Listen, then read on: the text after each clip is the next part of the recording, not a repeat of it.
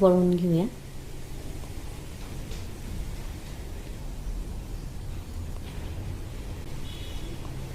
अशा छान अशा खूप साऱ्या कळ्या दिसतात आणि ते तळल्यावर आणखी सुंदर दिसतात. असेच आता आपण सगळे मोदक तयार करून घेऊया.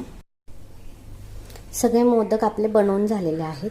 हे मोदक आपण मोठी पारी घेऊन खूप साऱ्या प्लेट्स घेऊन बनवलेला मोदक कमी प्लेट्स घेतल्यामुळे हा असा दिसतो आणि जास्त प्लेट्सचा असा दिसतो. त्यामुळे मोठी पारी घ्यायची आहे. आता आपण हे सगळे मोदक पण तळून घेऊया. तेल तापवून घेतलेलं आहे. आता आपण मोदक तळून घेऊया. मंद आचेवरच आपल्याला मोदक तळून घ्यायचे आहेत, नाहीतर ते कच्चे राहतात आणि नरम पडतात.